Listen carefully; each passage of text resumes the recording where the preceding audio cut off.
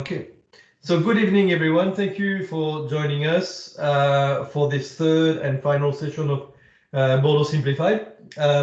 Again, I remind you, if I look the other way, it's just because I've got my other screen with the presentation.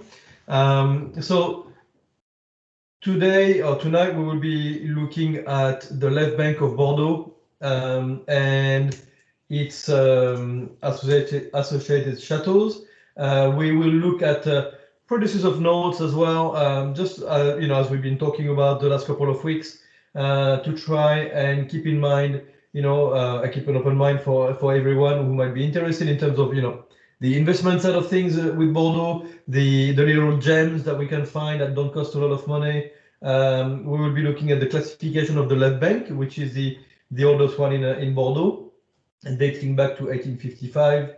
We'll be looking at vintages of notes, and it will be actually very interesting when we get to that slide later to look at the frequency of really good vintages as the time goes by in terms of global warming, climate change, and so on.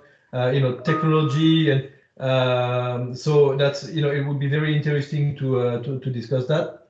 We'll be looking also at the Place de Bordeaux. So what is the Place de Bordeaux? What is the system? What is the role of the courtier and the negotiant and so on? And what is quite unique about this theoretical place? We'll also be looking at the imprimeur system, which is at the moment quite up to date, because the imprimeur campaign is developing as we speak. And of course, we will finish, if you feel so inclined, by a little tasting. Don't hesitate. I'm having a glass of white wine tonight. It's not Bordeaux, I'm sorry, but it's some leftover from a tasting that I did this morning with some fellow students. So we already covered that on the first week in terms of where the Médoc and so on. But it's nice to now that we actually delving into the left bank of Bordeaux, to have our memories refreshed. So the Médoc, again, what I said on the first session, it's the local language, the local dialect, means middle of the water, med, middle, hoc, water. So Languedoc, the tongue of the water, the language of the water, Médoc, middle of the water. So it's quite an interesting part of Bordeaux, because we looked at the right bank last week, and we realized how hilly it can be, the escarpment, the top of the plateau, the edge of the escarpment, and so on. The Médoc is is very flat, in fact, as we discussed on the first session. In the late 1500s, the Dutch came down. In fact, crossed. If you look at the Gironde on the top of the slide, the other side of the Gironde is a Cognac area, the Cognac district, where they make that famous spirit. And that part of France was developed by the Dutch, and they simply put, they literally jumped on a boat across the Gironde and realized that something could be done here to help local viticulture, and that's exactly what happened. So from the late 1500s, the Médoc was really developed and established as we now know it, with most chateaus by then already established. And further down the track, obviously, more came to existence. It's quite interesting again, to realize how concentrated the famous, what we call the village appellations are. So on your map, they're the dark purple spots, dark purple areas, and you can see how close to the river they are. Again, I was saying that at the first session, the local saying goes that the river smiles at the Grand Crus, and that's literally because most of the Grand Crus, in fact all the Grand Crus of Bordeaux, of the left bank of Bordeaux, actually can see the river, and its proximity to the river is what really makes the local terroir. Burgundy has got different definition of terroir in terms of the slope, the aspects of the slope, the gradient, the exposition to the sun. In Bordeaux, the local terroir is defined more by the proximity to the river, because, especially on the left bank, because it is quite flat. So you can't really play with the aspect on the slope as much as you would in Burgundy or in northern Italy, in Barolo's, and Portugal with the Douro and so on. There are some slopes, and don't get me wrong. I mean, when you get to the north of the village of Margaux, it kind of tends to go down a little bit. And if you notice, actually, and I think it's really interesting to know that the town of Margaux, or the appellation of Margaux and Saint-Julien, there's about a 20 minutes drive to get to between the two appellations. And then Saint-Julien to the north, and then Pauillac and Saint-Estèphe are very close to each other. And that's really because of the different aspects and the different layers of gravel that have been deposited over the millions of years. So it's quite, this map says a lot. Remember again when I was mentioning about, you have the Atlantic Ocean, and then you have that big green patch is a pine forest that was planted under Napoleon III. A lot of people are actually saying that forest actually has done a lot of damage to the environment around, because it used to be marshland. The trees do two things: they drain the land, but they also protect the vines of the Medoc from the wind and the clouds that are being pushed from the Atlantic Ocean. So they're quite useful for grape growing, but I can understand why why it would be seen as something that is hello, Anne. Hello, sorry. No problems. I can see that obviously that marshland was home to different cattle and so on, and the biodiversity has been definitely affected by planting of the trees. Of course, as I said, over the last couple of weeks, don't forget the appellations that are maybe lesser known. Not that I'm saying Pessac-Léognan is lesser known, because Pessac, or Grave, as it used to be known, Grave was one and the same appellation until 38 years ago, when Pessac-Léognan created its 39 years ago, sorry, now created its own appellation, and that's the dark orange patch, and that's really the oldest vine growing area of Bordeaux. Aubryon and Pape Clément, Aubailly, all those chateaux have been around for a long time, nowadays they form actually part of the central business district of Bordeaux. I mean, one chateau, Carme Aubryon, I think I've got a slide of that later, is part of the 3300 postcode of Bordeaux. So it really goes to show how close to the city and the old city walls those vineyards are. So Grave and Sauterne, we discussed last week. Pessac-Léognan is something that is included this week, because we are talking left bank, and I in my books, Grave and Pessac-Léognan is on the left bank of the Garonne, so it does fall into that category for the purpose of this short course anyway. So we already covered the grape varieties of the right bank in Bordeaux in general over the last couple of weeks, but we are looking now at the plantings and the varieties for the left bank. So these are the latest figures. Interestingly enough, Merlot is dropped 2%, so it's down to 66%. Cabernet Sauvignon 22.5%. That's actually coming up. Cabernet Franc is quite stable. Malbec also quite stable. And Petit Verdot, I was actually very surprised to see it was only about 1%, because a lot of chateaux are still using more Petit Verdot nowadays, especially on the warmer vintages. And I probably should make mention of Carmenère as well, which is present on the left bank of Bordeaux quite a bit nowadays, and is able to ripen more often than not.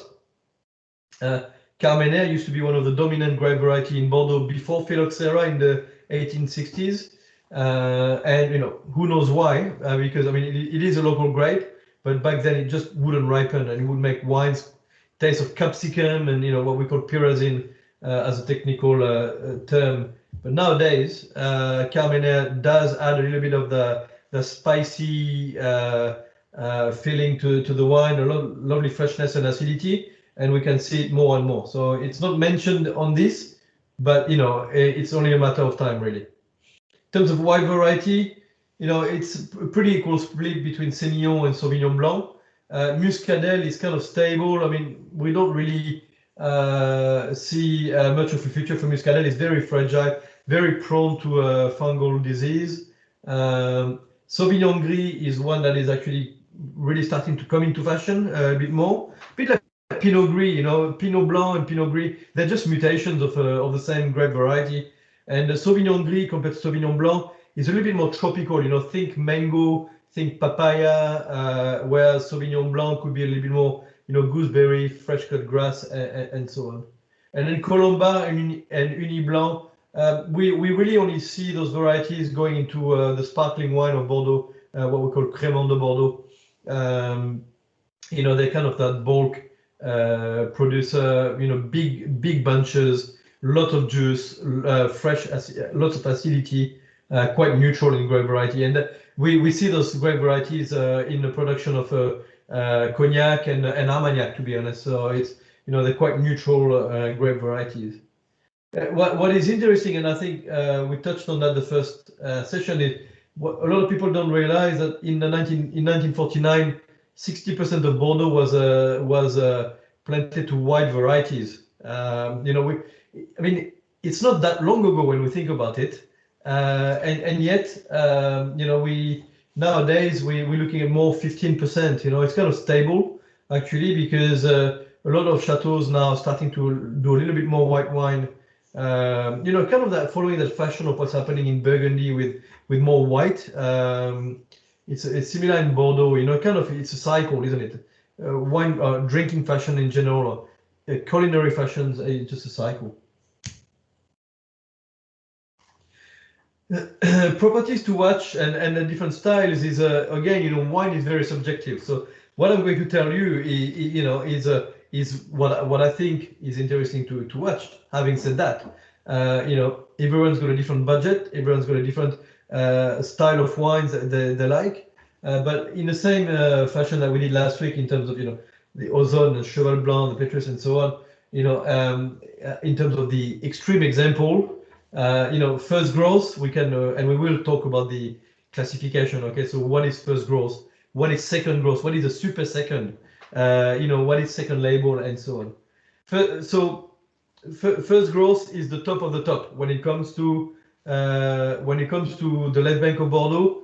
Is the top of the pyramid. Okay, there's only 5 first growths in Bordeaux, in the left bank of Bordeaux, excuse me, and they represent, you know, a drop in the ocean when it comes to production, and that's, you know, one of the reasons why they're so expensive as well. But, you know, in the first growth we have Chateau Latour, Margaux. I should go from the south to north, shouldn't I? So Aubryon. I can write them down if you want. I'll write them down. Okay? So to south to north, Aubryon, which is in Pessac. Then you have Margaux, Chateau Margaux, not the appellation of Margaux. Then you have Latour, Lafite, Rothschild, and Mouton Rothschild. And I go and Mouton Rothschild. That's because in 1855 it was only classified as a second growth, but was promoted in 1973. That was really the only time that there was a change in that classification. These represent 5 chateaus, which are some of the most expensive wines in Bordeaux, and indeed in France. What are super seconds? Because in the classification that we will cover a little bit down the track this evening is there are 5 tiers, so 5 growth: first, second, third, fourth, and fifth. But some American critics, you know, some 30 years ago, 20 years ago, came with the term super second, and it means that in their term it means that it's a second growth that should now be promoted as a first growth should there be a change in the classification. Remember what I said about last week, you know, in terms of the classification of Saint-Emilion, it changes every 10 years. or it's up for review every 10 years, should I say. The left bank classification does not change. It hasn't changed since 1855. Okay, and is likely never to change. So, super second is just one of those terms that wine critics use to say, hey, this is a wine that should really be a first growth, but it's only a second. In fact, they've used they've used that term on a couple of third growth as well. Chateau Palmer is a really good example. And second labels. Now, second labels is an interesting one. It really is an interesting one.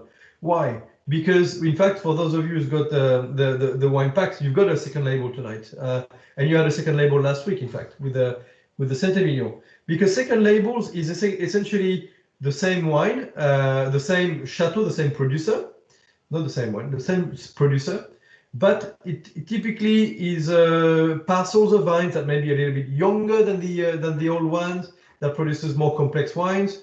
It might be the fact that in a given vintage, a parcel of vines didn't behave the way that they were supposed to in terms of the maturity of the grapes or the phenolic ripeness and so on.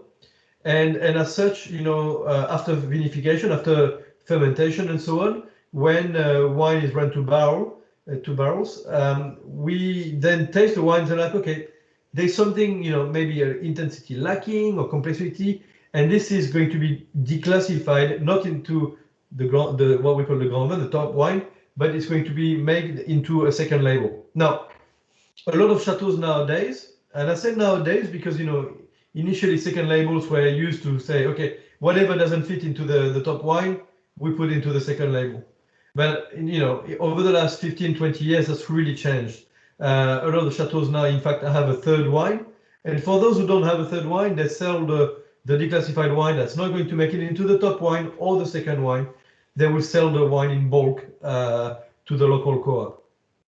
Okay, so the role of a second label has become really important for us as consumers because, to me, my definition of a second label is a wine that should give you a really good understanding of what the top label is without spending the same amount of money and with having a drinkability that is, earlier on, because that's the way the second labels are meant to be done. You're meant to be able to be drinking them earlier rather than the second label, the first label, which is you're going to wait 10, 15, 20 years in some vintages.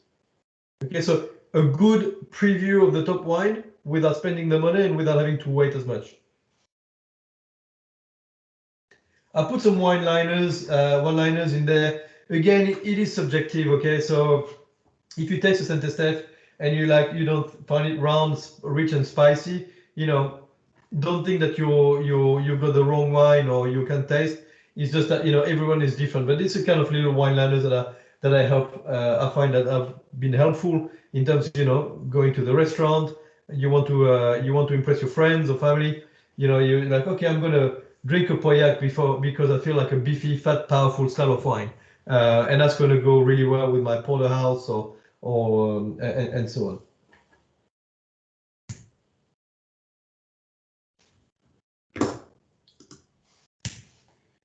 So some chateaus to watch out for. So the first growth, we talked about that just before, and we are going to cover the classification properly after.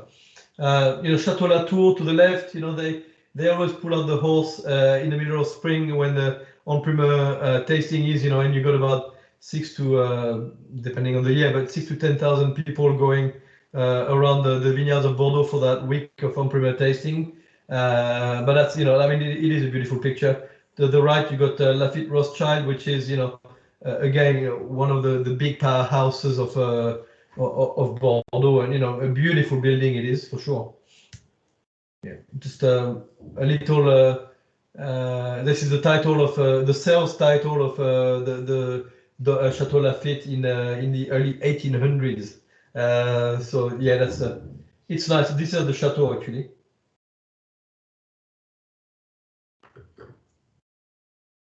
And it's interesting actually because it is just after the French Revolution when Napoleon tried to change the calendar, and it wasn't called the months that we now know and we knew before got changed. I mean, he tried to make the year with I think it was something like 16 months and some weird definitions. We can actually see that in the first in the top chapter of the sales title.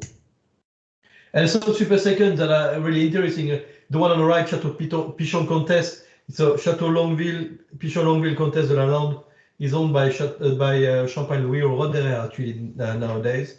And it's a chateau that has been going really, it was very, very good. It had about 20 years where it was not really making wines at its ranking level, but it's certainly now back, in fashion and making some incredible wines. And the one on the left is Chateau Palmer. And the reason I'm saying that last one is because this is actually not a second growth, it's a third growth. Nowadays, the price point is very close to a first growth. So I think it's worthwhile noting this chateau. And Palmer every year, this is a biodynamic estate as well. So it's matter of talk in Bordeaux because it was only the second chateau to gain biodynamic certification after Ponte Canet. But it is a beautiful building to drive by, and it's one of the chateaux. In fact, on the left-hand tower, the left corner. I was very privileged to visit there once, walk inside the tower. I can't show pictures because I was asked not to, but this was a chateau that was taken control of by the Germans during the war, because from the tower you can see the river and you have the road just in front of the chateau, and just in front of those vines and between the vines and the chateau there's the main road actually. And so the Germans were basically keeping an eye on absolutely everything that was going by, and there are still some written things on the written messages on the walls from the soldiers that were planted there. That's a Chateau Les Carmes-Aubryon that I was mentioning about, and I like to put this picture in because this is not the chateau itself. This is on the left is the cellar room, but the reason I put this and not the actual chateau, which is on the left of the cellar room, is because it really goes to show that there is always a loophole in the local laws, because Carmes-Aubryon is the only chateau in the region of Bordeaux that is within the central business district of Bordeaux. So it has the same postcode as Bordeaux city center. And if you know a bit of history, Bordeaux is a UNESCO listed city, so meaning that it's very difficult to do any changes, okay, to architecture, should I say. And they found a loophole in the law to say that you can't make one of those extravagant buildings on land, but there is a stream that goes through the property. And they say, oh, we can't build on land, but we can build on water. So they've actually built this. Philip Stark, the famous architect, built or designed this to get built, and it was inaugurated in 2012 for the 2012 vintage. 2013. And it actually goes 2 levels underground there as well. And within the walls of that, you have aging facilities, the fermenters, like on the right. You got a concrete tank, which is at Carmes-Aubryon, and every year they paint a tank with the color that best define the vintage. So the classification, that is a big one because historically speaking, we always want to make a list of what's best, in an order of best to worst and the like. So I mean, I guess it's human nature. What is interesting though is that 100 years before, a little bit over 100 years before that classification, Thomas Jefferson, who was the U.S. ambassador to France, who lived in Paris, who was posted in Paris for a number of years. Actually, if you like reading, there's his cellar notes on Thomas Jefferson's cellar notes on his trips throughout France and Italy and Germany, and how he was basically using U.S. Taxpayers' money to go on trips around to taste wines and satisfy his thirst for knowledge. And he was actually really good a taster, a very good taster. And at the end of his book, actually, there is a note of there's a comparative table between his classification 100 plus years ago, 100 plus years before the 1855 classification, and the actual classification, and they were very similar, very similar. So the 1855 classification came along, was ordered by Napoleon III. Because there was the big Universal Exposition that was going to take place in Paris, in which the prowess of steel was shown, or via the Eiffel Tower, and Napoleon wanted to showcase the best wines of Bordeaux, and for him, Bordeaux only existed through the left bank. There was no mention of the right bank whatsoever. And that's why Saint-Emilion and Pomerol, as we covered last week, was completely overlooked in that time. And that's really because the powerhouse that is the left bank, that was the left bank already by then, obviously had a big thing to say. So the interesting thing about this classification is that it was created, it was written by wine merchants, purely based on the price of the barrel of wine from preceding decades. So very different to the right bank. And that classification includes Médoc and the Grave area. So Grave, we're talking Pessac-Léognan. So Pessac-Léognan is the only chateau that is classified in that 1855 one is Aubryon that I put on the chat box before. This is the only kind of not anomaly but exception within the rule. And Sauternes was heavily influenced by that. You have in Sauternes, you've only got 3 tiers. You have first great growth that was written for just Chateau d'Yquem. I'll write Chateau d'Yquem because there is many, phonetically speaking, it's not easy to know in English. Chateau d'Yquem is the Sauternes, the kings of Sauternes. And then you have the first growth and then second growth. When it comes to dry red wines of the Médoc, there are 5 tiers. You have first growth, second growth, third growth, fourth growth, and fifth growth. Okay.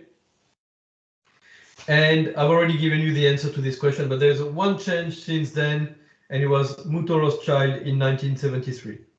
And the reason it had been reviewed, promoted, whichever term you want to use, is because Baron Philippe de Rothschild, who was the owner of Mouton Rothschild back then, had the proof that Mouton Rothschild was selling for the same price, if not more expensive than Lafite Rothschild and Margaux and the other first growth back in 1855.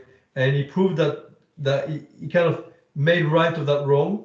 And I guess it helps when you're friend with the Minister for Agriculture, who back then was Jacques Chirac, who became a French president for a while.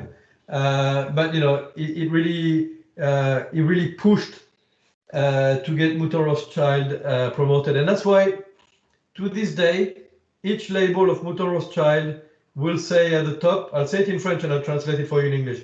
It says, second je fus, premier je suis, mouton ne change. It means second I was, first I am, mouton doesn't change. It's a nice little saying, maybe a little bit of ego in there, but it's a nice little saying. And what is interesting though is that this classification does not have a single legal status. It's never been made into a law. It's never been ratified. It's never been endorsed. It just stands there, and its relevance today, it depends who you ask. You ask a first growth chateau, they say, of course the classification stands. It's nothing should be taken away from it.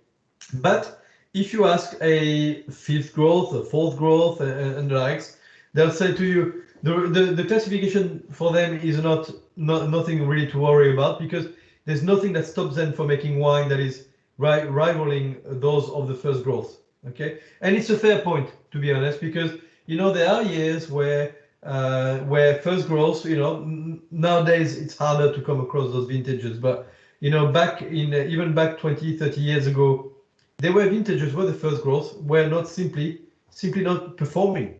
They were really performing below the grade, whereas you had some third, fourth, fifth growth that were making wines that were better than those first growth. Okay, so it's interesting to keep that in mind. And I guess this is when the term, the super second, comes in handy, and some of those chateaus that are really you have some chateaus like I'll write that one down, Ponte Canet, which is a fifth growth in Pauillac, but this is a chateau nowadays making wines that are not far off in terms of price compared to first growth, and it's got critical acclaim around the globe. There are some years where it's not as good as the first growth, but certainly some years where it's as good, even better.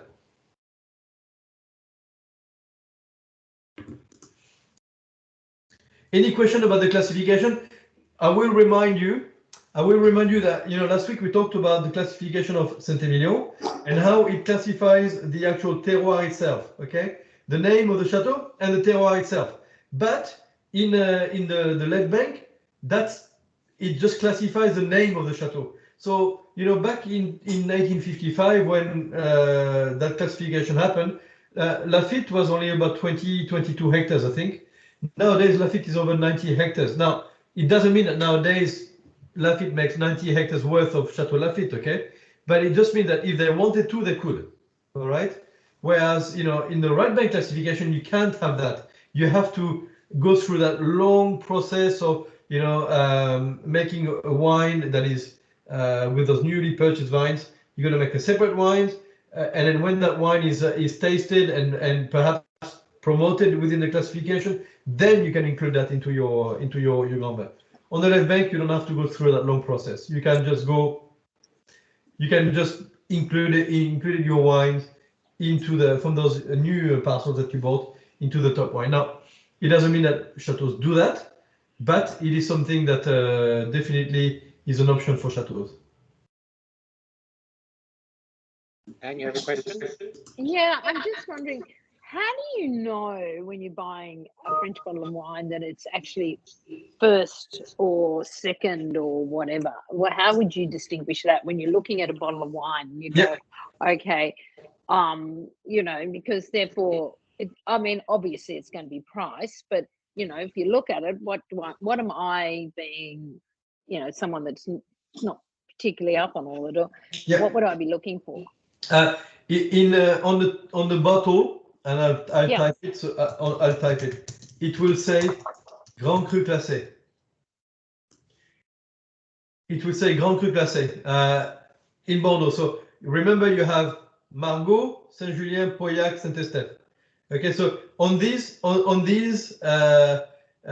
four appellations, or these four village appellations of the Médoc, if it says Grand Cru Classé, you know that it's part of the classification. Now, it is not going to say Premier Grand Cru Classé. It's not going to say first growth. It's not going to say second, third, fourth. In fact, there's only one that says Premier Grand Cru Classé, and it's Château Latour. The other one just says Grand Cru Classé. Now, those who actually had a bit of a snooty with the classification, Le Villascas is one, doesn't even say that anymore. And it's a second growth, but it just doesn't include that. So I guess it's just about knowing. This is why you've been here this evening and the last couple of sessions, because that's what we're here to learn. You have the Latour, Margaux, Aubryon. I'm not saying it in that same order than before, but Lafite Rothschild, Mouton Rothschild. These are the top of the top. And then by doing a little bit more research, a bit more reading, you'll find that there is a lot of really worthwhile second growth to look at. Pichon Baron, Pichon Comtesse, Rosan Strigla, Causes Tournelle, Montrose. There's a lot of those chateaus. Then I guess nowadays it's really the price point cannot be really a guideline, because some second, third growth will actually be releasing quite high prices.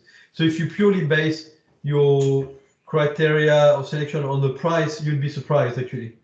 There, on the other hand, there are some second growth that are really, really well priced, and you'd be thinking, whoa, looking at the price, what is it, the fifth growth? No, it's not. It's just that the different, different chateaus have got different price policies and so on.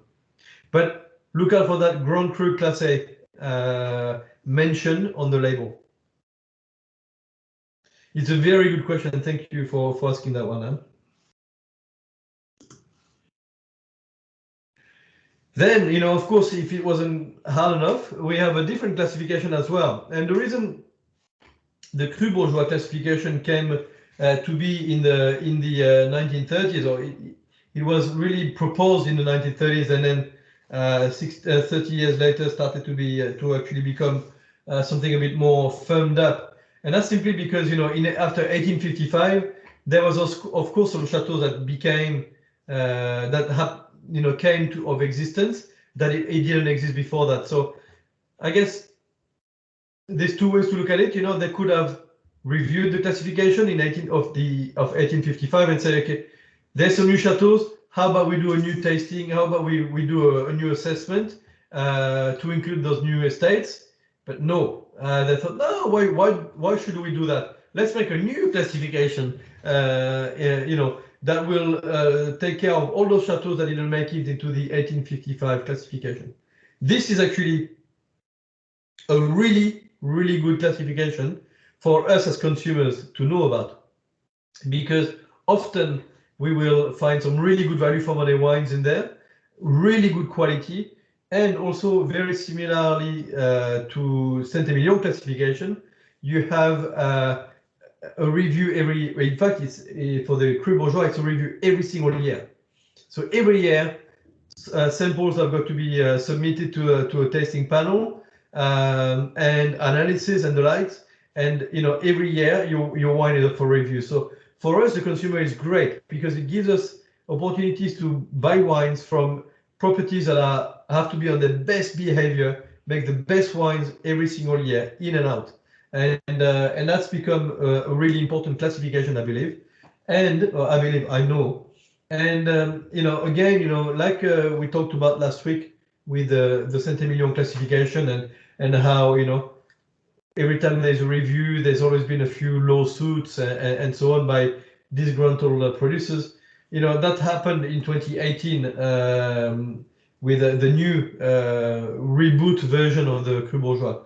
Because for about 10 years there was no classification of Cru Bourgeois anymore because it was just being destroyed by lawsuits. The 2018 one seems to be standing.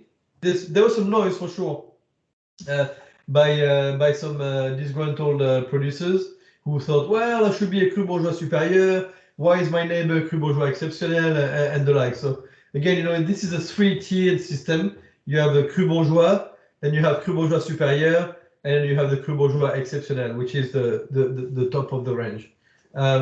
Some estates have decided not to partake in this classification, and they realized, okay, our name is good enough for us to stand on our own 2 feet. Good for them. But for those who are a bit lesser known, this is quite an important classification. It is based on blind tasting from a panel that is for wine professionals from all around France, so not only Bordeaux, because it's too easy if you have only Bordeaux tasters.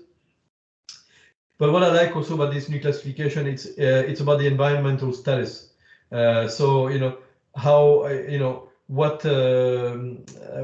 spray regime do you have? What is your philosophy? Are you conventional? Are you sustainable agriculture, organic certified, biodynamics, and the likes? And that's very interesting. And also they're based on œnotourism. So are you set up to welcome visitors at your cellar doors and the like? So it's quite I think a worthy classification in this day and age where obviously Sustainability is something that is quite important. Tourism, and keeping in mind that Bordeaux was not known for wine tourism for a long time until the late 90s and early 2000s. One that we don't come across very often here in Australia, I have to say, is the cru artisan. The cru artisan, as the name suggests, artisan. So really small operations. It's been a long established terms. It was formally classified actually in 2006, relaunched in 2018, like the classification of cru bourgeois, and it has 36 chateaux of the Médoc.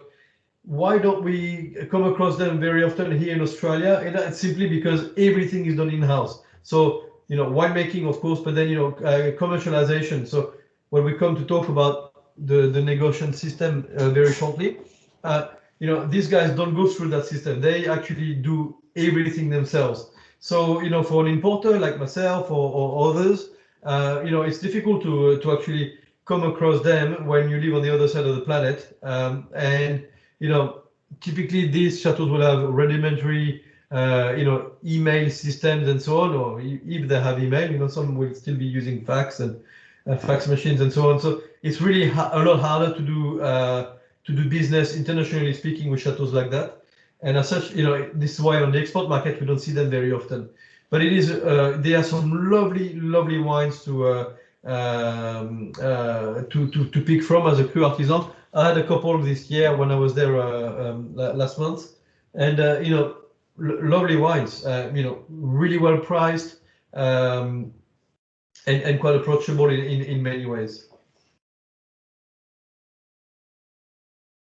Now, that's the interesting thing I was mentioning before. I mean, Bordeaux, being close to the ocean, is subjected to vintage variations. Okay.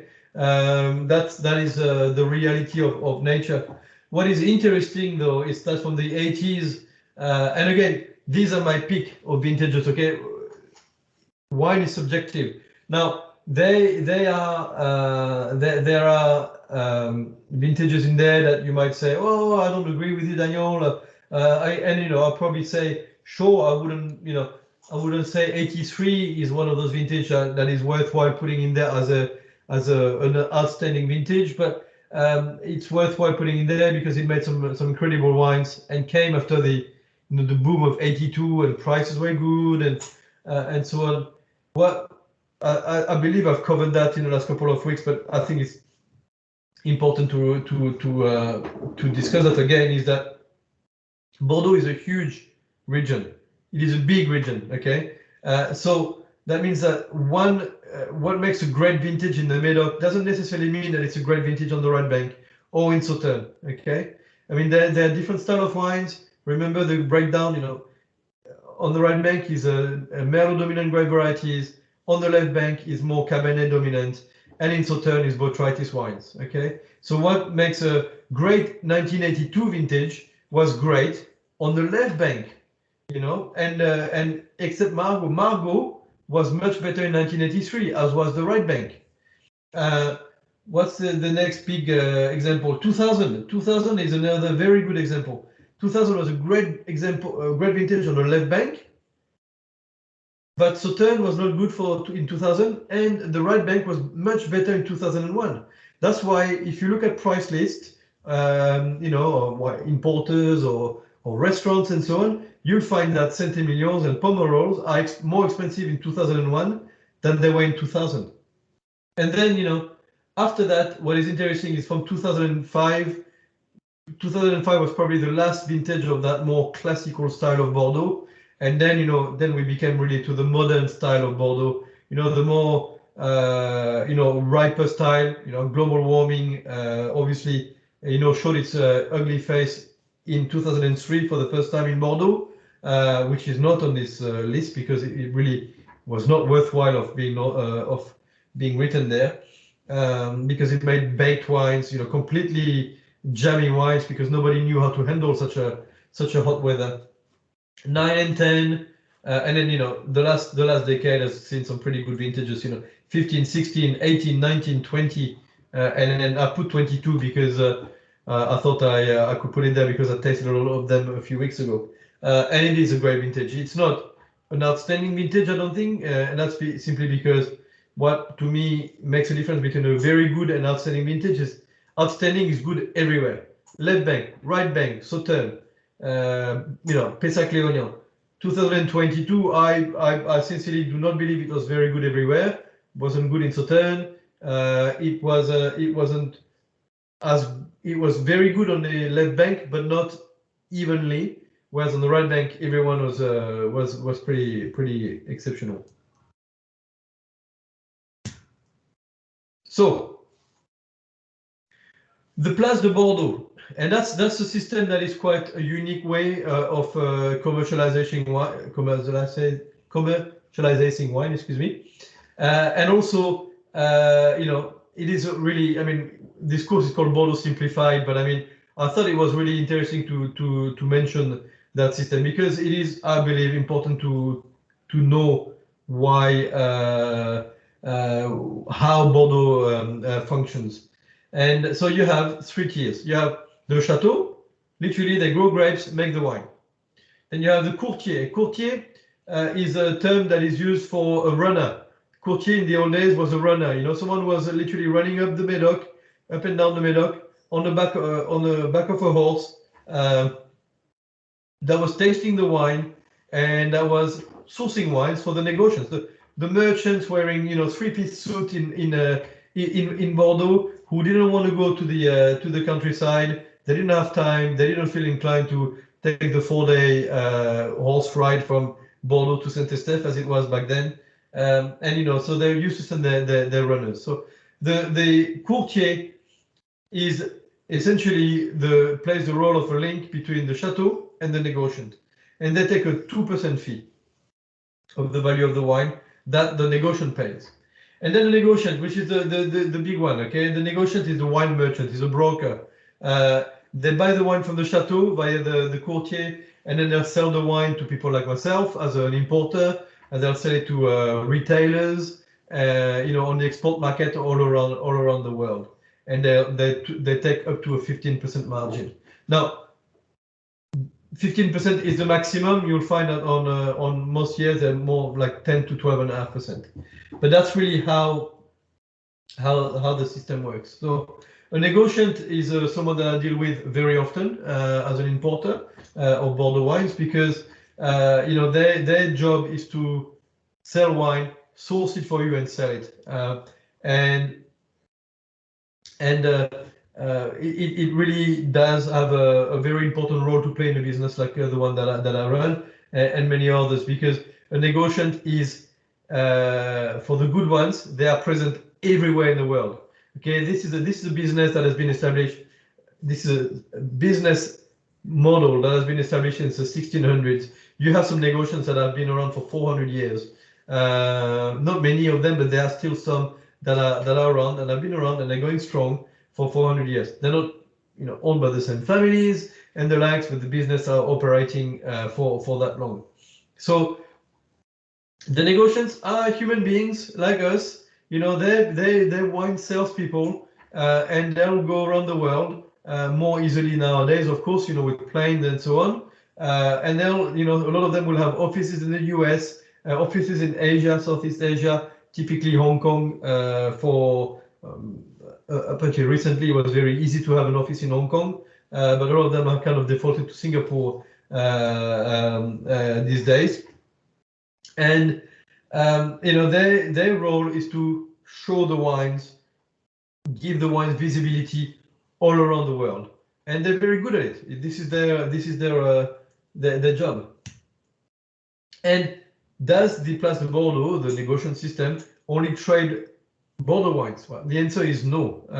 Since the late 1990s, where wines like Almaviva and Opus One started to be commercialized via Bordeaux, a lot of them have joined, and that's an interesting phenomenon that has really gathered a lot of momentum over the last 5-10 years, because up until 5-10 years ago, it was only 20 wines, international wines that were sold via Bordeaux, but now there's over 100 of them. And when I say non-Bordeaux, it can be, there's some champagne that is sold via Bordeaux, there's some Burgundies, there are some rare German wines, a lot of Italian wines, a handful of Spanish wines, more and more of them in fact, American, one South African, a handful of Australian wines as well. You know, Mount Mary sold via Bordeaux. You have Jim Barry, the Arma out of Clare Valley. You have Wins Coonawarra, John Riddick. You have Penfold, the 7.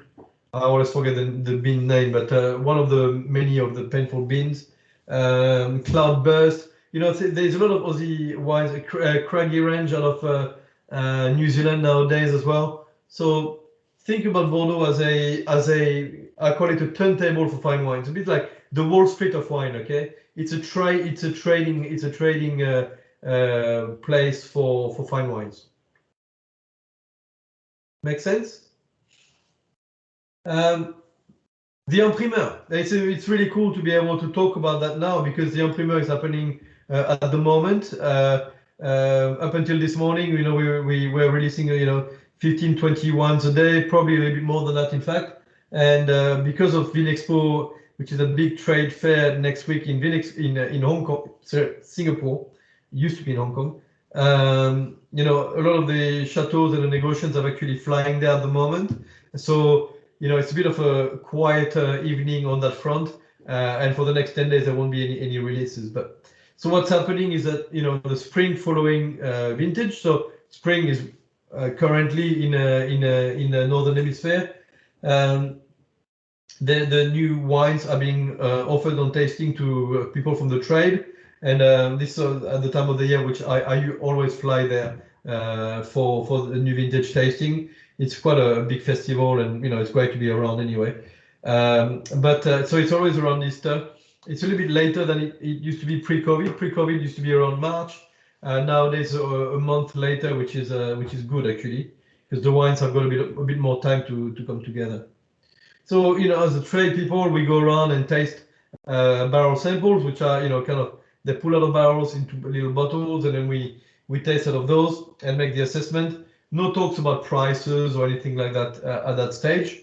Then the tasting week concludes, everyone goes back to their country, and then the campaign begins. So the chateau will start to call in and say, you know, I'm releasing my wine at 10 euros or 1,000 euros or whoever they are, and then the offer will be sent to the negotiants by the courtier, and then the negotiants will send me an email.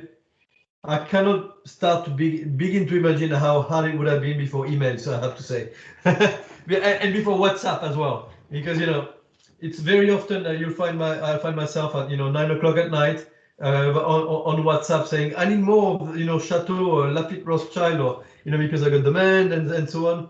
So, I mean, even 25 years ago, 30 years ago, before all the emails and all that, I really wonder how they would have done it before. But anyway, it's kind of my little nostalgic touch for the evening.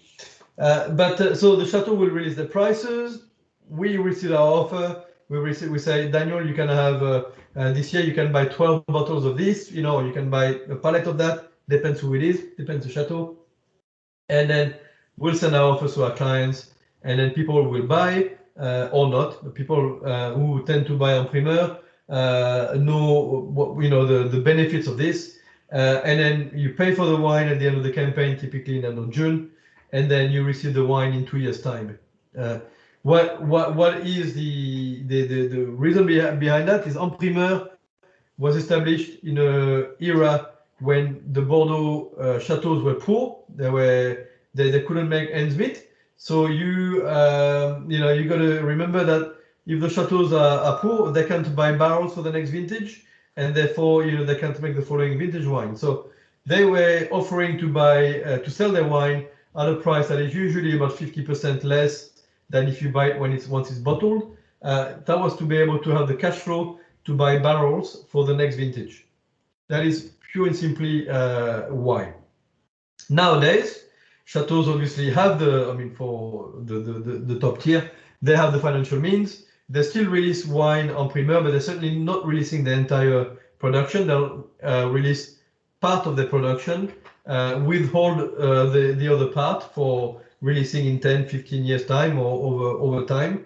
But then, you know, it still offers the consumer, the buyers, an opportunity to buy, you know, new, what we call embryonic Bordeaux at a really good price, at a better price, should I say, because really good price, I guess, is a very subjective.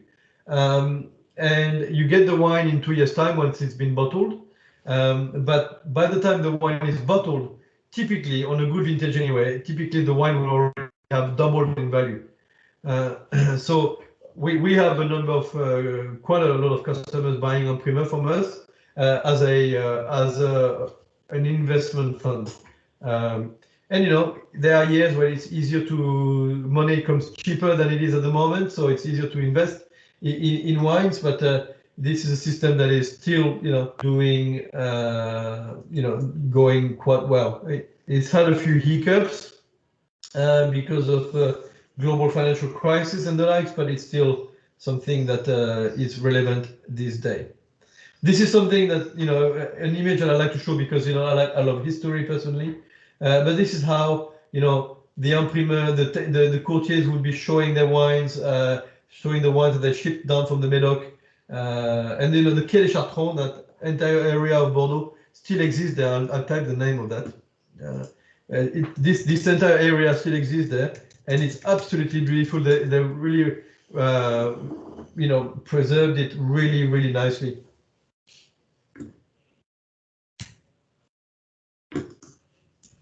So the imprimeur tasting week, that's what I was saying, you know, they little half bottles, or very rarely would you find full bottles, but they do exist. Half bottles are being filled from barrel samples, and then you go at your own pace and taste and taste and taste throughout the week. And it's a really good way of being able to assess the vintage. I certainly get a lot from it every year because it really does help to get an understanding of, you know, the quality of the vintage across the entire region. And, you know, then you start listening around and you can get a feel for, you know, the socio-economic factors that are going to come in play and so on. So this is when the chateaus sometimes need to be brought back down to earth in terms of their release prices and so on. So does en primeur have a future? I mean, you know, your guess is as good as mine. I mean, you know, as long as there's still customers buying wines, what we call it in future, because of the economically beneficial aspect of the en primeur, of course it has a future. But I mean, there has been a few hiccups on the road, as I just said before. And, you know, one of them was in 2012 when Chateau Latour, which is the first growth, you know, said, this is the last year we're releasing our wines en primeur. As of next year, we won't be doing that anymore. And, you know, they claim that it was because they wanted their wines to be open only at their optimal, you know, drinking window. I think it's a big lie, to be honest. You know, I mean, you can't really control who drinks what and when. I just think it's just a, you know, a big fat lie. You know, if you realize that Latour is owned by France's richest man, I think he's the top 3 richest man in the world at the moment. He doesn't really need to sell wines discounted as it would, you know, on the en primeur. You know, you sell it cheaper. You know, they don't need that. But now, if you look at the release price of Chateau Latour on the market outside of the en primeur system, you know, it's about 100% more expensive than it would have been if it was sold en primeur. So for them, you know, they don't need the cash flow, but they know that when they sell the wine, it gets its full value, and they create demand by releasing only a small amount. So yeah, it's business, you know, and the Bordeaux chateaus and negotiations are very good at doing business and creating demand by releasing not a lot of wine and then testing the market that way. The next one, and you know, this is a phenomenon that is now really well established everywhere, was Mouton Rothschild saying they'll be offering less quantity of wine en primeur. And nowadays, look, most of the top chateaux do that. I mean, last week we had Cheval Blanc that released, and I had to go via 5 different negotiations to be able to buy 32 bottles. So one negotiant will sell me 3, the other one will sell me 3, and then the one will sell me 6, and you get the idea. So that's really a phenomenon that is here to stay, and that's fine. Is it a good system? I mean, again, we talked about that. It's subjective. If you have the financial means as a consumer or as a business to be able to put money, 2 years to pay for something that you'll get in 2 years' time, knowing that you'll be saving a substantial amount down the track. Sure, it's a good system. If it's a system, if you can't afford buying wines at the supermarket or at Dan Murphy's on your way home from work, then no, it's not a good system. So it depends. It's very subjective. But if for those businesses or individuals that have the financial means, of course, it's a great system. You just got to be able to deal with someone you can trust and that is not going to, sell you poor wines. The upside, as I said before, is that the negotiations and the chateaus get their money up front, so they keep the wheels turning. The negotiant the businesses that really have suffered over the years with poor vintages en primeur, because they have to buy the wine from the chateau, any vintage, if they want to get the next one, and so the power really remains with the chateau at this stage. Whereas in the past, the negotiant would be the one to have the power. Say, no, your wine is bad this year, we're not buying it. Nowadays, if you don't buy one vintage from the chateau, the next year you can be guaranteed you're not getting any.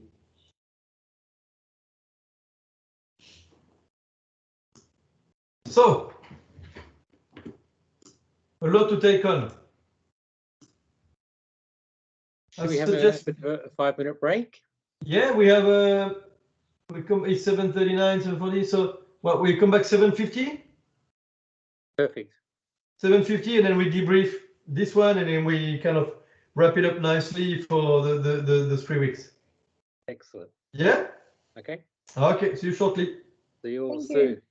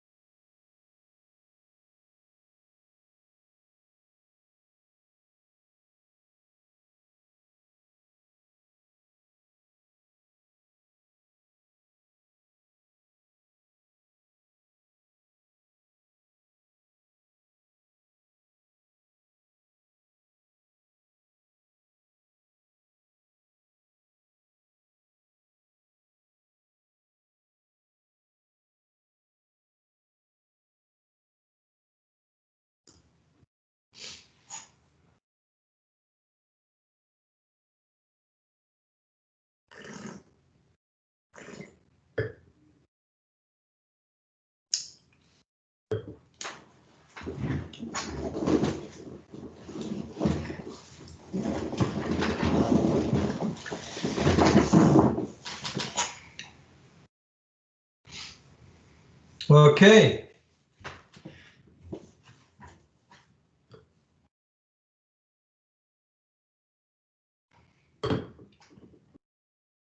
All right. Do we have any questions? You're getting to Yes, know. I do. You know I'll talk otherwise. I do have a couple of questions. I even wrote them down. Good. I'm getting better. It's a pity haven't got more weeks. One was, are there a lot of organic wines there in the Bordeaux region, and are they as strict as you know how strict if you want to do organic wines, say in the Margaret River, everybody around you's got to be organic. You can't have anything around. Is that the same in Bordeaux? Yeah. So yeah, they are. Bordeaux was the ugly duckling of sustainability up until the early 2000s because it is a difficult climate to deal with when it comes to spraying regimes and controlling fungal disease and so on. But there's better practices nowadays. So yes, absolutely. There's a lot of organic and biodynamic estates in Bordeaux nowadays. It's been it turned itself from being one of the worst performing region on that subject to now one of the best, in fact, the best, the most proactive region in terms of sustainability in a very short amount of time. In 2020, by 2020, 73% of properties in Bordeaux had some kind of a classification, if it was, or certification, sorry, organic, biodynamic, or sustainable agriculture. So very, very proactive on that front for sure. And yes, I mean, European law is very strict when it comes to being certified. It's a 5-year conversion process. Yeah, if you have naughty neighbors who spray chemicals while you try to be a little bit more sustainable, that's obviously affecting all of that. So yeah. Just another question is: do you think this is the way of the future? In terms of being more organic and so on, I look at it in a way that I try to kind of look at it the broad picture, because there are times when you wonder, I mean, Chateau Palmer, like we saw an image of before, they well known for having publicly said, oh, we're going biodynamic, so on, so on. I mean, when the weather is not too difficult to deal with, it's okay. You have vintages where disease pressure is so hard to deal with that you will have to go and spray the vines. Granted, with the biodynamic formulas and so on, which are a lot less concentrated, but you have to go up and down the rows, 2 to 3 times more than a conventional property. So, which is worse, spraying less or spraying more often with a tractor that's going to be polluting diesel and all that in the atmosphere. So it's a hard subject to answer in a space of 2 minutes, to be honest with you. I think definitely sustainability is the way to go. The word on the street nowadays, I'll type it actually because maybe I've got a blocked nose and my accent is not very. My accent is stronger when I have a blocked nose. There's a term now that is on everyone's mouth in Bordeaux. It's called agroforestry, which is basically they're saying, okay, after the war, after Second World War, France was quite decimated. A lot of people came in from overseas to help rebuild the country. Those people, were not drinking water. I think I said that last week. They were drinking wine. Lighter alcohol wines, but they were drinking wine over water. So trees, forests were pulled out to plant vines. Okay, that monoculture doesn't work. It's well proven that monoculture doesn't work. So what Bordeaux has done recently is to go further than just, saying we are organic. Is really replant a lot of trees, replant a lot of hedges, to bring back, birds and bees and bats. I mean, bats are super important to the ecosystem, because they eat rodents at night, and they eat insects.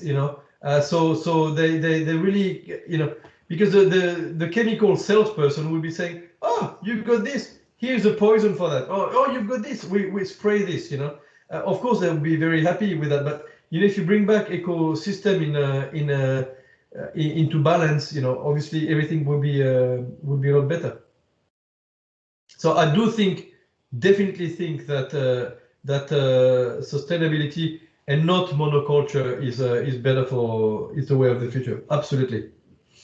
Daniel, just a quick question leading on from Anne. The Bordeaux mix, which is obviously lime copper sulfate in water, is that classified as used in organic production? Yeah, it is. It's just the concentration, the dosage that you can use is less for organic and even less for biodynamic. And has long-term sustained use actually caused a lot of other environmental impacts into regards to the river and species? Absolutely. I mean, copper is a heavy metal, and it attaches to the leaves and then to the grapes. But then if it rains again, that's going to fall onto the ground. That's going to filter into the ground. That's going to filter into the river. It's bad for the in high concentration. It's bad for the fish. It's bad for. I've got one of them, Gemma. I understand. Yeah, he wants to participate. Yeah, the problem with copper is that it stays in the ground. What's been interesting, and I've got to do a bit of more digging on that actually, but there's a few chateaux that have said to me that, quite a few chateaux in fact, and not only in Bordeaux but in Champagne, because Champagne was a terrible offender when it comes to copper sulfate and so on, is that they found some cover crops like radishes and clovers that actually, when planted, they actually they absorb copper out of the soil. So that's actually, don't take my word for it. I mean, as I said, I've got to do a bit of digging for it, but I mean, it's quite interesting to hear that there are some research being done in terms of finding some crops that actually can absorb the excess copper out of the soil. And leading on from that, I noticed the bottles are quite heavy. Are they going to move to like more sustainable glass? It's my pet hate. My pet hate is heavy bottles. And my pet hate is heavy bottles in chateaux that are call themselves biodynamic. Ponte-Canet is one of them. I have a little talk with them when I go and test during Imprimeur. Like, oh, it's great, you've got your tisane garden for your biodynamic preparations and all of that. It's beautiful. It's all eco-friendly and so on. But the only thing that is not eco-friendly is your bottles. And glass bottles in the wine industry equates to 65% of emissions that the industry produces. So it is a big percentage, and one that is, putting the wine industry in the spotlight at the moment, with all the talks of ESGs, environmental, social governance. That really is at the, it used to be for the very big companies in the wine industry, but now it's kind of filtered down to the properties and so on, and for the right reason. And I'm totally with you on that, Gemma. I despise heavy bottles. A lot more chateaux now have gone back to lighter bottles, but there's still way too many offenders out there. The worst offenders actually is in Argentina. The Malbec, Argentinian Malbecs, is crazy. Really, really heavy bottles. But in Bordeaux, there are some, Chateau Pavie, Chateau Angelus are, and the wooden boxes, now are heavier. In fact, a 6-pack nowadays in some of those chateaux is as heavy as a 12-pack 20 years ago. So yeah, it's crazy. It really is. It really is.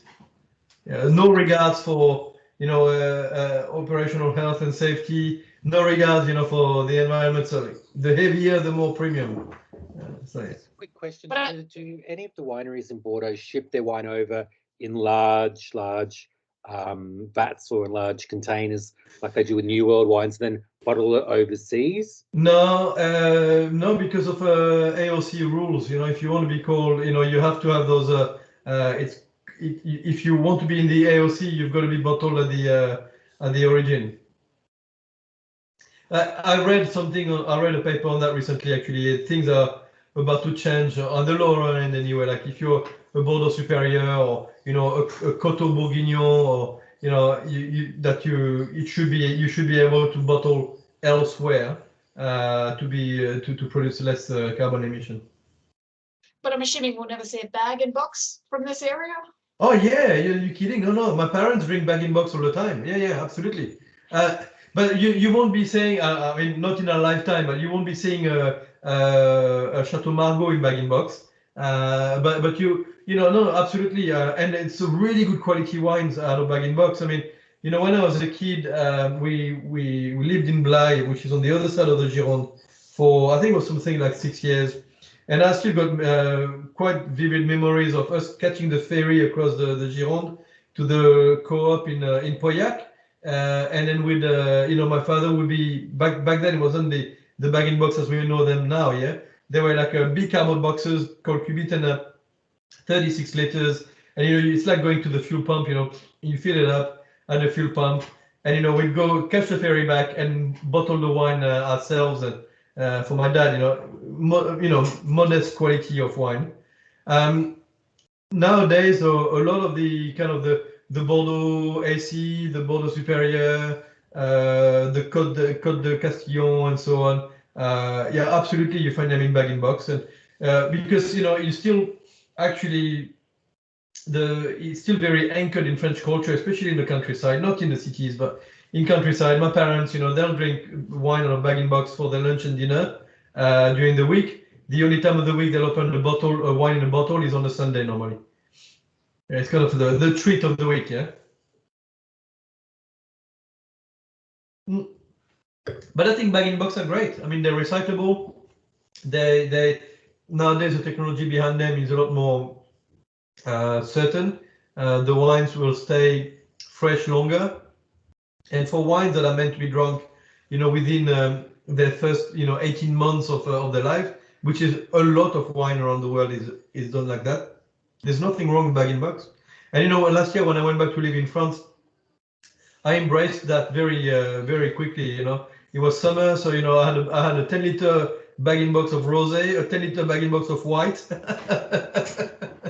and you get in the fridge and yeah. Are they starting to bottle in wine in cans, single serve cans? In France, not very often, not very much, not in Bordeaux anyway, but in the south of France a little bit. But again, it's really because of those AOC rules and so on. But I don't mind wines in cans. I mean, I still prefer bag-in-box, but wine in cans is quite handy, in festivals and so on, where glass is not available or allowed anyway. Yeah, and you have a question? This particular wine that we're drinking tonight was absolutely delicious, which actually I've probably drunk too much of it. It's only half a bottle, which was good. So if we want to get these wines, they're from you, is that correct? Is that what we do? So and what would you say about this particular wine? Is it a second or is it a first, or how would you describe what this wine is? That's what I'm sort of getting at. Like, I'd look at this bottle and I'd go, okay, what am I looking at? I'm sorry, I'm a novice to all this. No. That's what we're here for. So, so this is second label. You see, you notice how there is no term chateau on it? Yes, correct. Yep. So no chateau. This is the second label of Chateau Rosan-Segla. And Rosan-Segla actually was, you heard me say about Thomas Jefferson earlier. It was one of Thomas Jefferson's favorite wine.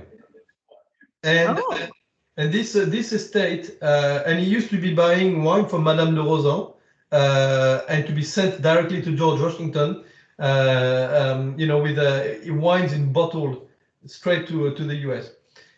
This is a chateau that is owned by, like last week I was telling you about the Croix Canon that you had, the Saint-Emilion. This is owned by the same property, so it's owned by Chanel as well, and the fashion house. And they've done an amazing job at reviving this estate. It's the top wine is a second growth, but it's always very well priced, and that's what I love about that wine. Besides, the quality, is also I like the pricing policy as well. And being a Margaux, you have a wine that has a lot more refined, or softer tannins, finely chiseled. I call them. I know it's probably not right to say that nowadays, but it's quite feminine tannins. Really elegant, and quite floral as well. Really pretty. And when you go further north in Pauillac, Saint-Julien, or Saint-Julien-Pauillac and Saint-Estèphe, you have typically you find wines that are a little bit more muscular than that, more tannic, a bit stronger in alcohol as well, a bit more marked tannins, and that's because further north you go, there's a little bit more, the gravels are bigger, there's more ripeness, there's more Cabernet Sauvignon as well in there. So you end up with wines that are a bit more, bulky. But in Margaux, it's always going to be refined. Yeah.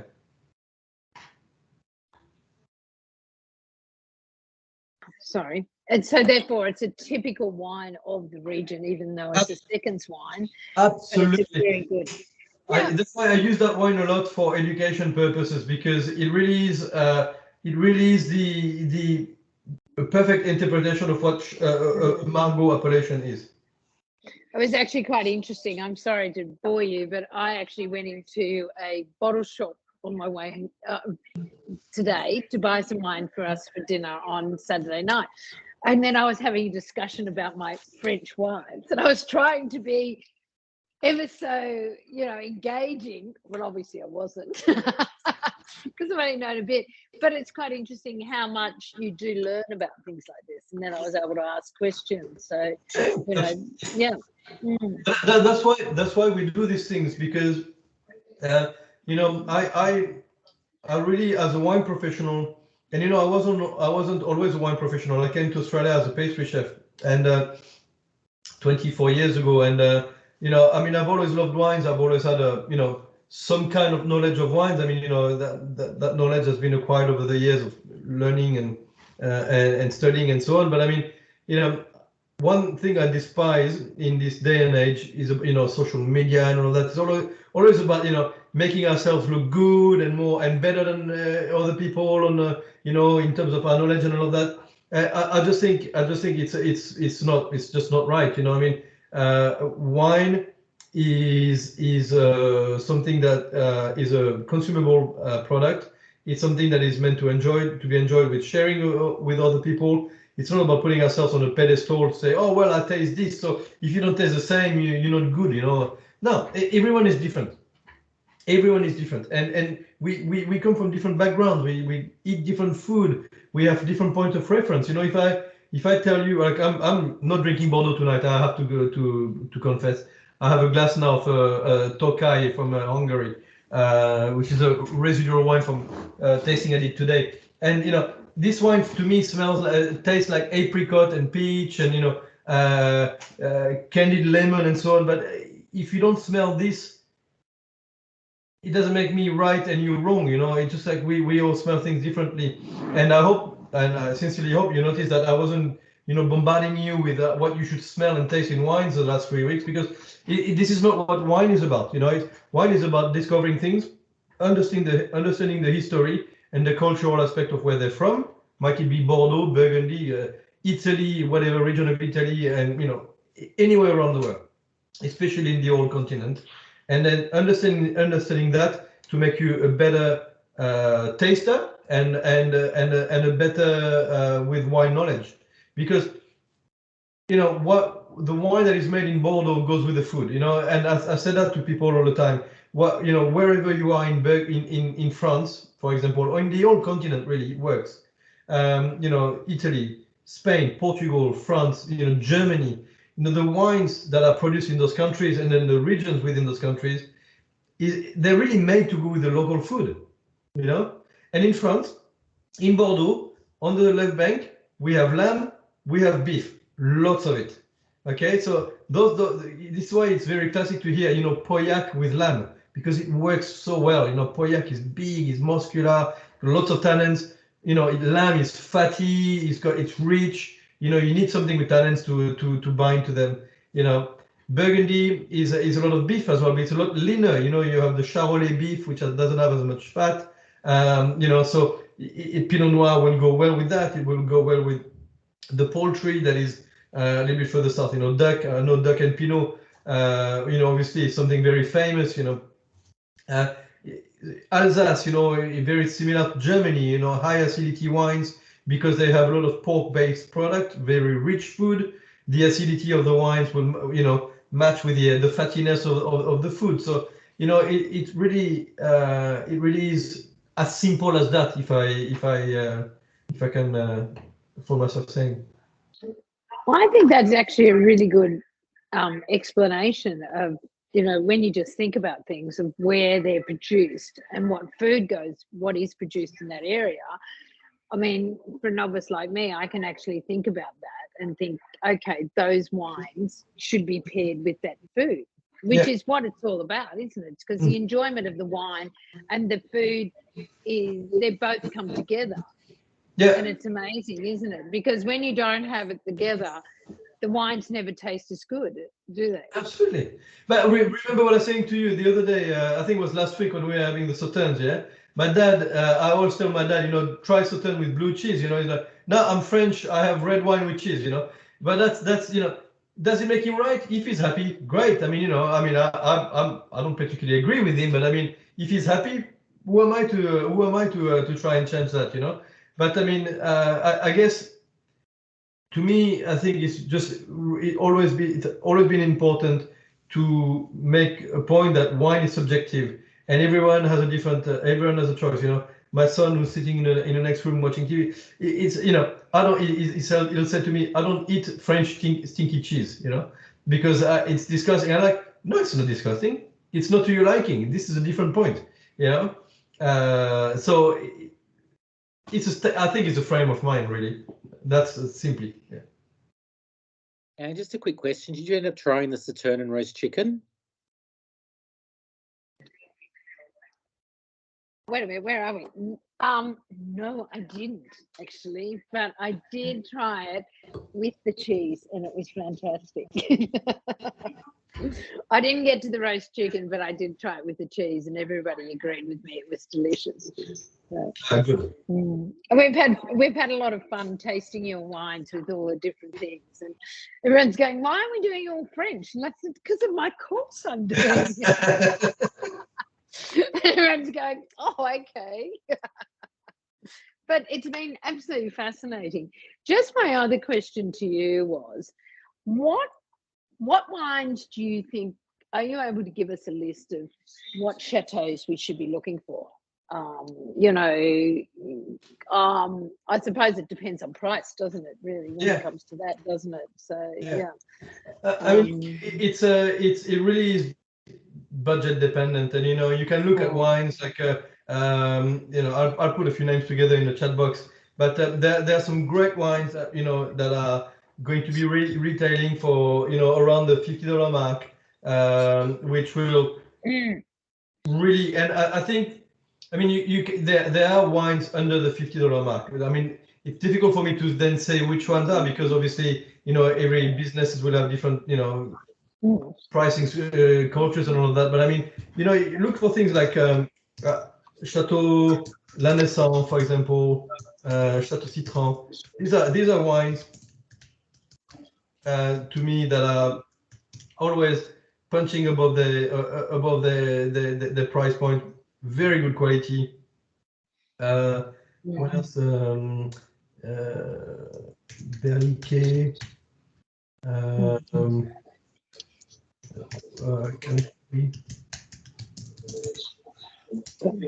I mean, these are wines that are, I don't know how they are in Australia. I know because, well, either I sell them or someone else sells them. Everybody, Renaissance, Cambon La Pelouse. This Chateau Cambon La Pelouse, Chateau Berliquet, but you know. Okay. Yeah.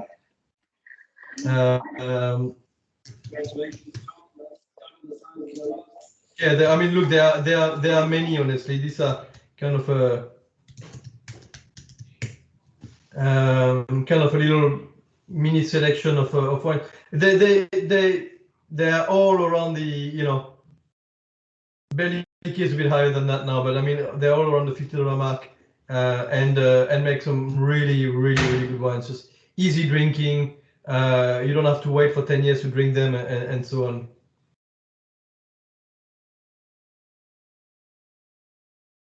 Sorry, Gemma, do you have lots of questions? I seem to be hogging all this conversation at the moment. No, not at the moment. I'm good, thank you. Okay. What was my other one?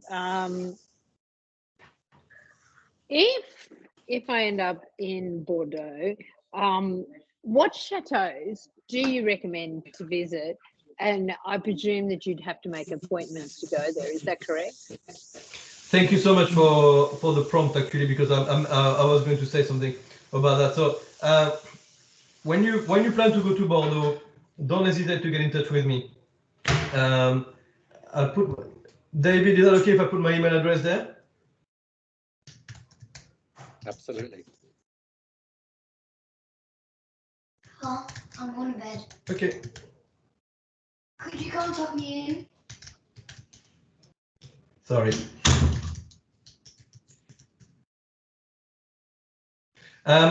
Email me, and then I can definitely help you out with some visits. So yes, Bordeaux is still very hierarchical. So you can, you know, it's better that you make an appointment. If you the way it operates is if you contact me, and you know, I don't charge anything for these kind of things. It's more the pleasure of doing it. It's a you tell me the dates. You know, keep in mind that Sundays in France is a inexistent day. Okay, so you can't do anything over there. It's just everything's shut. Saturdays in chateaus also is a little bit more tricky, but during the week, and then yeah, I make appointments for you. Essentially, I'll say, you know, such and such is coming to Bordeaux. They love wines. They want to discover a little bit more. You know, and I will suggest chateaus for you. I'll put them forward to you and say, look, you know, this is why I think you should go and see the chateau and that region and that part of Bordeaux. You know, a day in the left bank, a day in the right bank, and so on. And I'll go to my negotiants. My negotiants will organize the visits with the chateaus, and then you know, have everything done properly. I mean, it's better when you go to Bordeaux, either if you have a car yourself, or hire a car, or if you have a driver, because you know, on a map, in terms of looking at the map, you know, in Australian standard, it's very small, but you know, for French standard, it's big, and you know, you got to remember that it's a lot more populated than it is here in Australia. Okay, so you know, so things take a bit longer to get to as well, and traffic in Bordeaux is pretty heavy, and you know, to give you an idea, to get from Bordeaux city center to Margaux, it takes about an hour.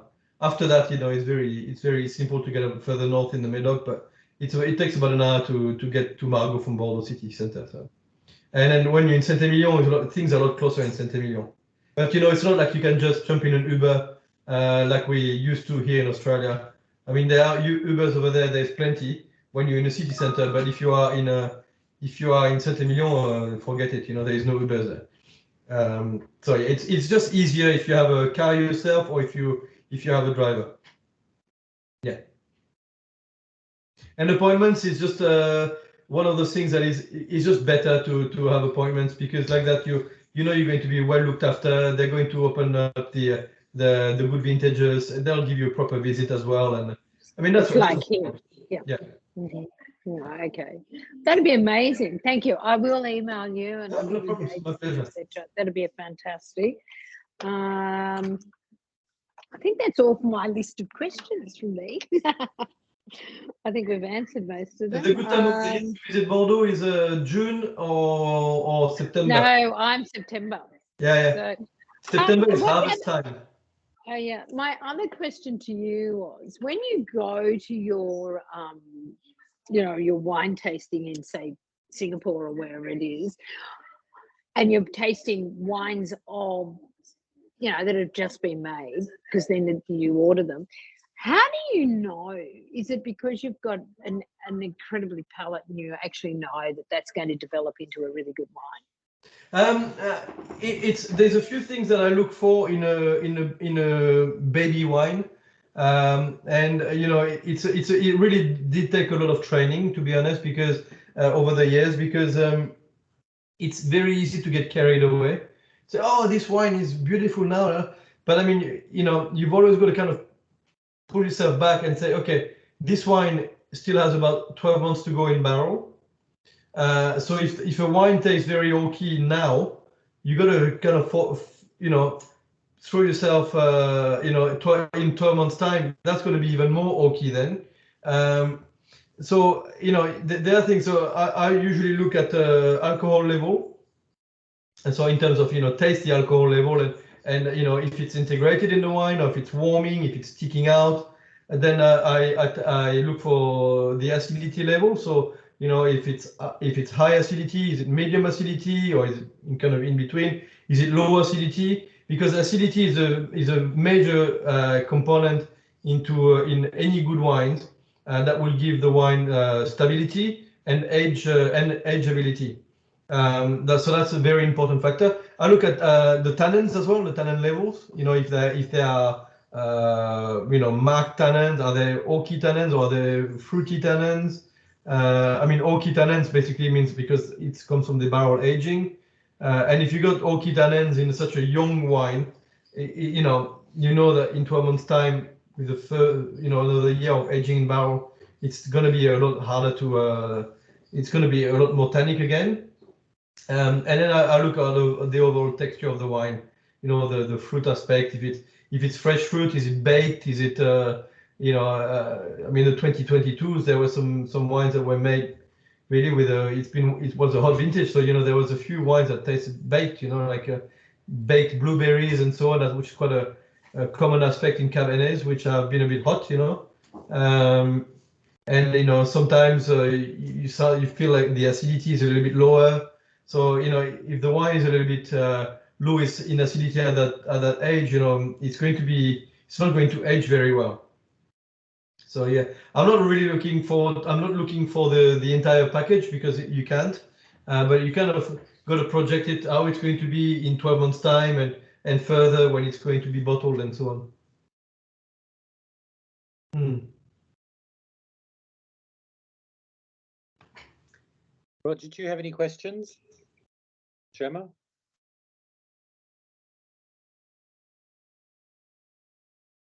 Yeah, so look, I think it's a big region to cover in 3 days, and Bordeaux simplified or not so simplified and so on. But I hope that looking at the broad the broad overview on the first session, and then last week to do the right bank and Sauternes, kind of, I hope it worked out well for you in breaking it down that way.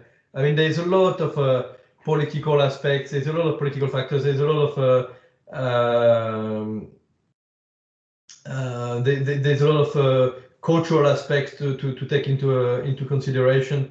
Even until 10 years, 15 years ago, a property owner from the left bank would not be very welcome on the right bank, for example. Nowadays you have a lot of crossovers between chateaus who own on both sides, and all, but it's only a very recent phenomenon. Very different. Okay, I have a question about the effects of climate change on what is going to happen in the projection of your right bank, left banks, and they're obviously going to change. They are going to, and they already have. They already have, exactly. That's exactly what I was going to say. They already have, because I mean, climate change is something that's been has been more affecting crops at an accelerated pace over the last 20 years. In the fact of Bordeaux, really, the first really big scare was in 2003 when nobody knew how to deal with a week of above 40-degree temperature. And this is when really you can see, if you find a 2003 Bordeaux nowadays, you'll see that the color is kind of brownish already, and that's because the wines were baked, and they lost a lot of color and freshness, and they had low acidity, and the acidity is an antioxidant. And there's a lack of acidity while the wine will oxidize very quickly, so the color will turn brown and so on. It's yeah, of course it's changing. I mean, even over the last weekend there was a massive hailstorm in the Provence area. So and hailstorm, hailstones the size of almost a golf ball. That's going to have a massive effect on the canopy. So it kind of hacked through all the leaves and all of that. And why am I saying Provence? It's just because we all like to drink a glass of Provence rosé, and that's not gonna show any signs of getting cheaper, I can tell you, because of the effects of climate change and those more freak natural events that are happening. Whenever they happen, they have an effect on those. On crops, we're talking about wine at the moment, so of course it's going to have an effect on wine. But I mean, after I got back to Australia after a few months away last year, I got back to Australia in late November, and I couldn't believe, like, any onions I would be buying, they were moldy or rotten. It's just because they had been wet the entire time. It has an effect. I mean, climate change has an effect on everything, on crops. Potatoes. Why was there a shortage of chips in Australia? Because potatoes there was so much water in the ground. So it goes in every direction. Daniel, just a quick question in regards to, you mentioned one of the recent vintages was really, really hot and obviously didn't have the acid. Do they do acidification in Bordeaux? Or are they oh, that's a great.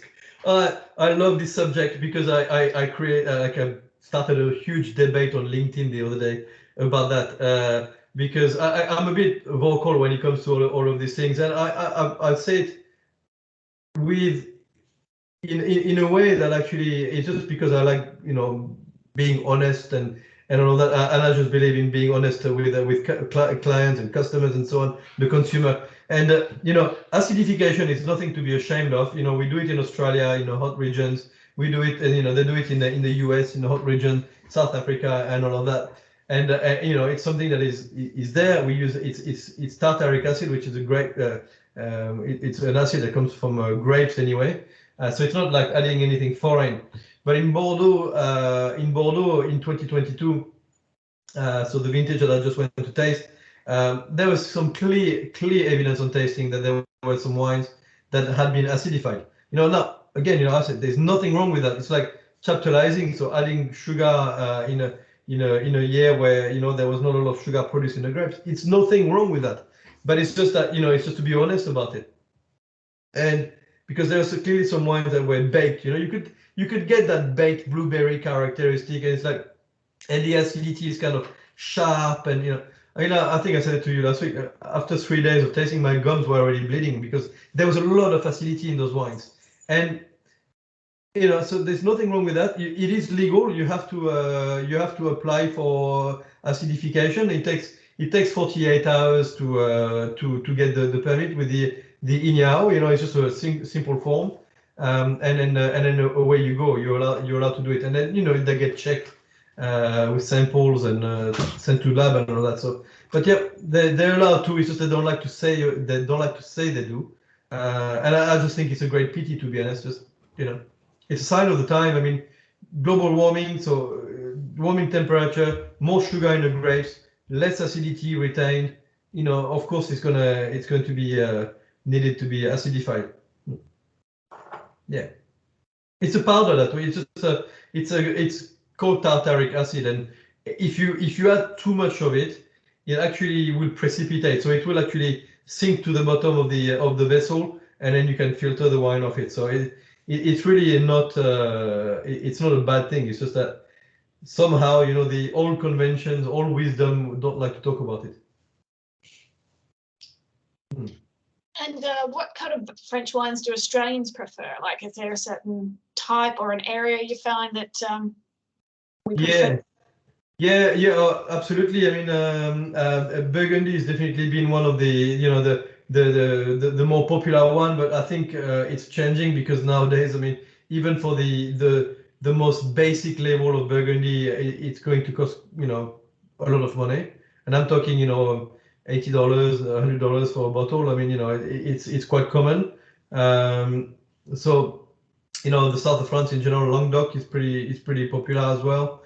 You know, talking outside of Champagne, because Champagne is hugely popular in Australia. But yeah, definitely Burgundy. Bordeaux has always been popular. Like, I mean, I've been importing Bordeaux for 11 years now into Australia, and you know, a bit of backlash from time to time, but it's been quite popular, and that's just because Bordeaux as a big region can offer wines at every kind of price levels. Yeah.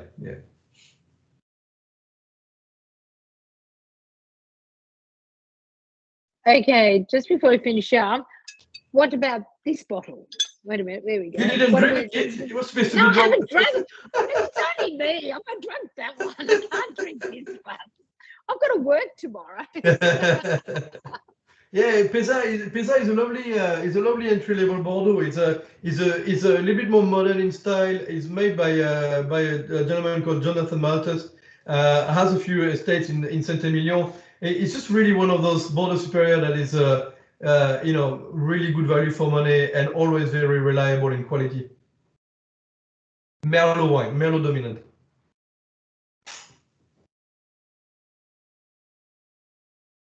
Okay. Fantastic. Any last minute questions? No, well, thank you very much for all joining us. Thank you very much, Daniel, once again for a fantastic 3 weeks in Bordeaux, taking us around Bordeaux.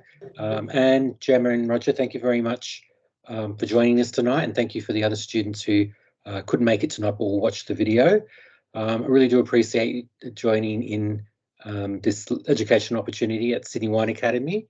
Just so that you are aware, we do have, moving forward, other online courses very similar, New Zealand, Australia, Italy coming up. And there's also always bits and pieces that we have going on, to look at our website. And Daniel will be up in Sydney, I think you'll be up in a couple of weeks, won't you? End of June, yeah. Yeah, second part of June. Excellent. And I also like to wish you all the luck for your exam. So Daniel's sitting one of his exams for his Masters of Wine. And yeah, good luck for that. Yeah. I'm losing a bit of sleep about it at the moment, but you're right. You can do it. I'm very confident. Thank you. Once again, thank you very much for joining us. Once this is recorded, once it's downloaded, I'll put it up on Moodle.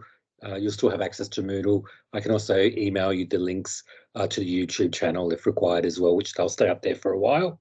If you have any questions on any of the wines, need tasting notes or anything about this particular course, don't hesitate to send myself or Daniel an email, and we're more than happy to assist wherever we can. Yeah, with pleasure. Excellent. Well, once again, thank you very much. If no one has any questions. The only thing is, I don't know whether we're allowed to ask this, but if we want to get some wines from Daniel, can we just email him directly? Absolutely. Okay, that's great. Fantastic. All right, ladies and gentlemen, thank you very much. Everyone. Thank you. Thank you. All the best.